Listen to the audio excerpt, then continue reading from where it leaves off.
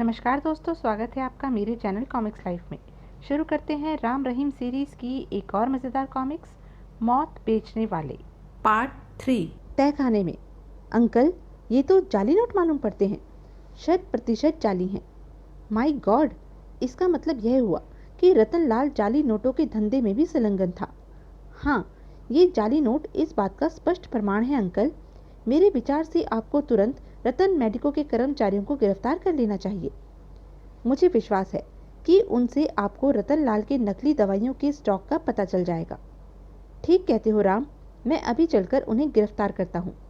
Inspector Shyam उसी समय कुछ पुलिस कर्मियों के साथ रतन मेडिको के कर्मचारियों को गिरफ्तार करने के लिए उनके घर की ओर रवाना हो गए। रात काफी बीत चुकी है। मेरे विचार से अब तुम दोनों भी घर जाकर आराम करो। सुबह इंस्पेक्टर श्याम से तुम्हें सारी रिपोर्ट मिल जाएगी। ओके चीफ, आओ रहीम, चले। चीफ से विदा लेकर राम रहीम ने निकट के ही टैक्सी स्टैंड से एक टैक्सी पकड़ी और अपने घर की ओर चल पड़े। अपनी मोटरसाइकिल उन्होंने वहीं छोड़ दी थी। मेरे विचार से रामनगर जाने का प्रोग्राम अब कैंसिल ही करना पड़ेगा। हो सकता है, लेकिन यह श्याम अंकल की कल मिलने वाली रिपोर्ट पर निर्भर करता है। उधर रतनलाल की हत्यारे का हत्यारा शहर के अंतिम छोर पर बने एक खूबसूरत बंगले पर पहुंचा और कार से उतरकर वह भीतर की ओर बढ़ा। सबसे पहले बॉस को सारी स्थिति से अवगत करा देना ही उचित होगा। बंगले के भीतर एक कमरे में पहुंचकर उसने एक गुप्त अलमारी से एक छोटा सा किंतु शक्तिशाली ट्रांसमीटर निकाला और अपने बॉस से संपर्क जोड़ने लगा। Hello hello, Pedro calling. Hello hello, wanted black man.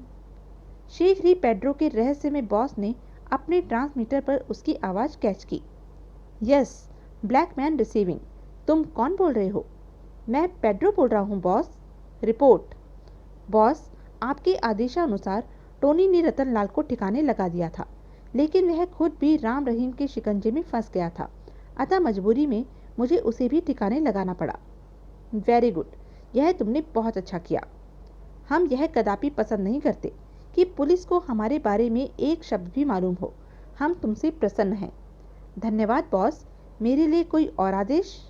हाँ, सुनो, रतनलाल की कोठी की तलाशी में पुलिस के हाथ हमारे जाली नोट लग चुके हैं और पुलिस रतनलाल के तीनों सेल्समैनों को गिरफ्तार करने के चक्कर में है। तुम्हें उनमें से एक सेल्समैन केशव का मुंह किसी भी कीमत पर बंद करना है। समझ गया बॉस, आप निश्चिंत रहें। गुड, बाकी बातें सुबह होंगी। Over and all. Okay boss, over and all. शुक्र है बॉस मेरे कार्य से नाराज नहीं हुए। अब जल्दी से केशव की टोह लूं, कहीं ऐसा न हो कि मेरे पहुंचने से पहले ही पुलिस उससे सब कुछ उगलवा ले। उधर इंस्पेक्टर श्याम ने भोर होने से पहले ही रतन मेडिको के तीनों सेल्समैनों को उनके घर से गिरफ्तार कर रतनलाल की दुकान पर छापा मारा और दुकान के नीचे ही बने एक अंडरग्राउंड तहखाने में पहुंचने में सफल हो गया। ओ माय गॉड, इतनी तादाद में नकली दवाइयाँ! फिर तमाम नकली दवाओं की पेटियों को जब्त करने और दुकान को सील बंद करने के पश्चात इंस्पेक्टर श्याम तीनों सेल्समैनों को लेकर थाने पहुंचा। क्या नाम है तुम लोगों के? कमल, सुरेश, केशव। ये नकली दवाइयाँ तुम्हारी दुकान पर कहाँ से आती थी और इनका निर्माण करने वाला कौन है और इनकी फैक्ट्री कहाँ है? यह हमें नहीं मालूम। खामोश। सुनो, तुम तीनों की भलाई इसी में है कि सब कुछ सच सच बता दो, वरना याद रखो मार मार कर खाल उतार दी जाएगी। हम सच कहते हैं इंस्पेक्टर साहब, हमें इसके सिवा कुछ मालूम नहीं कि एक काले रंग की वैन हर सप्ताह आती थी और कुछ पेटियां उतार कर चली जाती थी। उन पेटियों को रतन सेठ केशव द्वारा ही अंडरग्राउंड गोदाम में रखवाते थे और केशव ही उनके कहने पर वह दवाइयां वहां से लाकर ग्राहकों को देता था। हाँ साहब, यह सच है। यानी तुम दोनों यह कहना चाहते हो कि केवल केशव ही इस संबंध में जानता है? जी हाँ, सेठ जी इसी पर हम सबसे ज्यादा विश्वास करते थे। तुरंत इंस्पेक्टर श्याम की खूनी दृष्टि केशव के चेहरे पर स्थिर हो गई। मेरे विचार से अब तुम झूठ नहीं बोलोगे और जो कुछ जानते हो सच सच बता दोगे। ये झूठ बोलते हैं, मुझे कुछ नहीं मालूम। इनकी तरह मैं भी सेठ की हर बात से अनभिज्ञ हूँ। क्रोध से बिफरता हुआ श्याम एकदम से केशव पर टूट पड़ा। कुत्ते, सुअर, तुम बातों से नहीं लातों से मानोगे। आई उफ, बताओ। नहीं नहीं, मुझे कुछ नहीं मालूम। आह, अब भी बता दो। उफ, नहीं, हाय, मरा। बोलो, सच्चाई बताने को तैयार हो या नहीं? आह, उफ। शीघ्र ही। ठहरिए ठहरिए, मुझे और मत मारिए इंस्पेक्टर साहब, मैं सब कुछ बताने के लिए तैयार हूँ। गुड, अब आए रास्ते पर। उस समय पेड्रो पुलिस स्टेशन के ठीक सामने की इमारत की एक खिड़की पर मौजूद था। कमबख्त ने घुटने टेक दिए हैं, अब देर करना उचित नहीं होगा। बताओ, ये नकली दवाएं कौन बनाता है और इनका कारखाना कहाँ है? ध्यान रहे, एक भी बात झूठी निकली तो। नहीं नहीं, मैं सब कुछ सच सच बताऊंगा। दवाएं कौन बनाता है यह तो मुझे नहीं मालूम, लेकिन दवाइयाँ और जाली करेंसी। राम न ओह नहीं। गोली लगते ही केशव के प्राण पखेरु उड़ गए। इंस्पेक्टर श्याम को समझते देर नहीं लगी कि गोली कहाँ से चलाई गई है, अतः वह तुरंत चीख उठा, सिपाहियों, हत्यारा उस इमारत में है, जल्दी से इमारत को चारों ओर से घेर लो, वह बचकर निकलना नहीं चाहिए। Yes sir. लेकिन जैसे ही श्याम सिपाहियों के साथ थाने से निकलकर सड़क पर पहुंचा, ठीक उसी समय पेड्रो सामने की इमारत से निकलकर एक तरफ खड़ी अपनी कार की ओर दौड़ा। खबरदार, रुक जाओ वरना गोली मार दूंगा। परंतु पेड्रो रुका नहीं और कार में सवार होकर भाग निकला। इंस्पेक्टर श्याम ने फायरिंग कर कार का टायर बर्स्ट करना चाहा, लेकिन उसे सफलता नहीं मिली और उफ, कमबख्त निकल गया। अगले दिन भोर का उजाला फैलने के साथ ही टेलीफोन की घंटी बजी और राम रहीम की नींद टूट गई। इस कमबख्त टेलीफोन ने भी नाक में दम कर रखा है, ना रात को चैन ना दिन को चैन। जी चाहता है उठाकर बाहर फेंक दूं। जरूर फेंक देना, लेकिन पहले मैं फोन सुन तो लूं। Hello, Ram speaking. राम, मैं इंस्पेक्टर श्याम बोल रहा हूँ। रतन मेडिको के 3 सेल्समैनों में से एक व्यक्ति केशव का थाने में ही खून कर दिया गया है। क्या?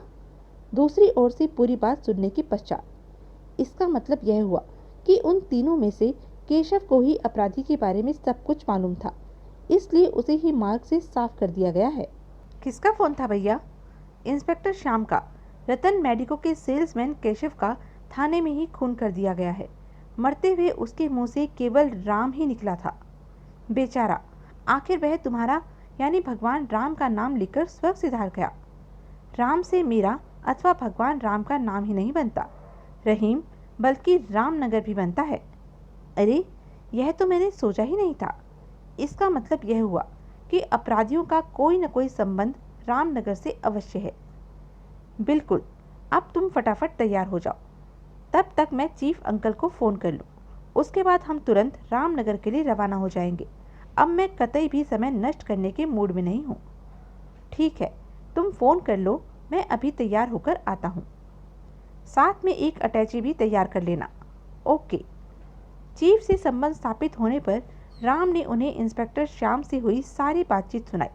फिर अंत में बोला, इससे स्पष्ट हो जाता है कि अपराधियों का कोई न कोई संबंध रामनगर से अवश्य है, अतः हम 11 बजे वाली ट्रेन से रामनगर के लिए रवाना हो रहे हैं। ठीक है मेरे बच्चों, तुम मुझे वॉच ट्रांसमीटर पर हर पल की रिपोर्ट देते रहना, लेकिन सावधान रहना। हो सकता है अपराधी तुम्हें भी अपनी मार का कांटा समझकर ठिकाने लगाने की कोशिश करे। आप चिंता न करें चीफ, हम अपनी हिफाजत करना खूब अच्छी तरह जानते हैं। इसी के साथ दूसरी ओर से संबंध विच्छेद हो गया। उधर पेड्रो अपने बंगले में ट्रांसमीटर पर अपने बॉस को रिपोर्ट दे रहा था। बॉस, मैंने केशव को खत्म कर दिया है। कमबख्त इंस्पेक्टर श्याम ने तो मुझे घेरने की काफ़ी कोशिश की थी, लेकिन मैं जानता हूँ पेड्रो, निसंदेह मुझे तुम पर गर्व है। एक तगड़े इनाम के आज से तुम हकदार रहे। लेकिन सुनो, वे दोनों खतरनाक छोकरे राम रहीम हमारे काम में ज़रूरत से ज़्यादा रुकावट डालने की कोशिश कर रहे हैं, अतः मैं चाहता हूँ कि उन दोनों का किस्सा भी हमेशा हमेशा के लिए खत्म कर दिया जाए। आपके हुक्म की देर है बॉस, कल सुबह तक उनकी लाशों का भी किसी को पता नहीं चलेगा। गुड। सुनो, कुछ देर बाद रामनगर जाने के लिए वे दोनों छोकरे 11 बजे की ट्रेन पकड़ने वाले हैं और मैं चाहता हूँ कि रामनगर पहुँचने से पहले ही उन दोनों की समाधि ट्रेन में ही बन जाए। समझ गया बॉस, आप जरा भी चिंता न करें। सुनो, जिस ट्रेन से वे दोनों जा रहे हैं उसी ट्रेन और उन्हीं के कंपार्टमेंट की एक टिकट कुछ देर में तुम्हारे पास भी पहुंच जाएगी।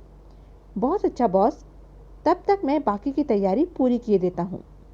ट्रांसमीटर ऑफ करने के पश्चात आश्चर्य है, बॉस को पुलिस के साथ साथ हमारी गतिविधियों का भी पहले से ही कैसे पता चल जाता है? उसे कैसे मालूम हुआ कि राम रहीम 11 बजे वाली ट्रेन से रामनगर जा रहे हैं? इधर जल्दी करो रहीम, 11 बजने में केवल 5 मिनट ही शेष हैं। चिंता मत करो, सिर्फ 3 मिनट में ही हम अपने कूपे में होंगे। रामनगर जाने वाली ट्रेन अपने प्लेटफॉर्म पर तैयार खड़ी थी। इस बोगी में ही हमारी रिजर्वेशन है, चले आओ। शुक्र है, कम से कम डिब्बे को तलाश करने में तो समय बर्बाद नहीं करना पड़ा। और राम रहीम जैसे ही अपनी सीटों पर पहुंचे, ट्रेन विसल देने के पश्चात स्टार्ट हो गई। बिल्कुल ठीक समय पर पहुंचे। हाँ, लेकिन अब देखना यह है कि हम रामनगर भी ठीक ठाक पहुंचते हैं या नहीं। लो, इस बैग को भी वहीं रखो। उसी कंपार्टमेंट में पेड्रो का भी रिजर्वेशन था। रामनगर, छोकरो, रामनगर तो क्या, अब तो अपना शहर भी नहीं देख पाओगे तुम। मेरे विचार से हम सुबह तक रामनगर पहुंचेंगे। हाँ, सुबह 8 बजे के लगभग 1 घंटे तक लगातार दौड़ते रहने के पश्चात ट्रेन जब एक जंक्शन पर रुकी तो पेड्रो अचानक ही अपनी सीट से उठ खड़ा हुआ। माफ़ कीजिएगा, मुझे यहीं उतरना है। ऑफ कोर्स, लीजिए, आगे बढ़िए। ट्रेन से नीचे उतरते ही पेड्रो से एक आदमी टकराया। क्या रहा? टाइम बम मैंने उन दोनों की सीट के नीचे रख दिया है, ठीक 15 मिनट बाद फटेगा। और हा हा हा, इधर राम रहीम के कंपार्टमेंट में, चोर चोर, पकड़ो पकड़ो, हाय मेरा बैग। खबरदार, जो मेरे सामने कोई आया। चोर चोर, अरे कोई पकड़ो उसे, वह मेरा सारा रुपया ले गया। वह कमबख्त हमारे सामने ही दिलेरी दिखा रहा है, अभी चखाता हूँ मजा। चोर पकड़े जाने के भय से बनाए प्लेटफॉर्म पर उतरने के दूसरी ओर से उतरकर पटरियों पर दौड़ पड़ा। रहीम, उसके चाकू से सावधान रहना। चिंता ना करो, रुक जाओ वरना जान से हाथ धो बैठोगे। आने दो, इन चूहे के बच्चों से तो मैं निपट लूंगा। जब रहीम ने चोर को रुकते नहीं देखा तो उसने हवा में एक जबरदस्त लंबी उछाल भरी और हमारे रहते तुम बचकर नहीं जा सकते बेटा। आह! गिरने के बाद चोर ने गजब की फुर्ती के साथ उठना चाहा, लेकिन तब तक राम भी उसके सिर पर पहुंच चुका था। माफ करना भाई, तुम्हारा खेल यहीं खत्म कर रहा हूं। तभी कुछ लोगों के साथ पुलिस भी वहां आ पहुंची। लीजिए इंस्पेक्टर साहब, आपका शिकार हाजिर है। सिपाहियों, डाल दो इसके हाथों में हथकड़ियाँ। धन्यवाद बच्चों, हम तुम्हारे आभारी हैं। इस सुअर ने काफी समय से रेल यात्रियों को परेशान कर रखा था। यह हमारा कर्तव्य था इंस्पेक्टर, अब हमें इजाजत दीजिए। उसी समय वह स्त्री भी वहां पहुंच गई जिसका बैग चोर लेकर भागा था। कहाँ है मेरा बैग? हाय मेरा बैग! घबराइए नहीं, आपका बैग बिल्कुल सुरक्षित है, यह लीजिए। तभी ट्रेन ने विसल दी। ओह, ट्रेन चलने वाली है, आओ रहीम चलें। और राम रहीम के साथ साथ वह स्त्री भी ट्रेन की ओर बढ़ चली। क्या पेड्रो द्वारा छिपाया गया टाइम बम राम रहीम को मौत के घाट उतार सका? क्या मौत बेचने और देश की अर्थव्यवस्था को अव्यवस्थित करने वाले अपराधी पकड़े जा सके? ब्लैकमैन उर्फ मुख्य अपराधी को राम रहीम की गतिविधियों की जानकारी पहले से ही कैसे हो जाती थी? ब्लैकमैन जाली नोट और नकली दवाइयों का निर्माण करके आखिर अपना कौन सा प्रतिशोध पूरा करना चाहता था? यह सब हम जानेंगे अपने अगले वीडियो कानून का शिकंजा में। तब तक के लिए बने रहें मेरे साथ और हाँ, मेरे चैनल को लाइक, शेयर और सब्सक्राइब करना न भूलें। धन्यवाद।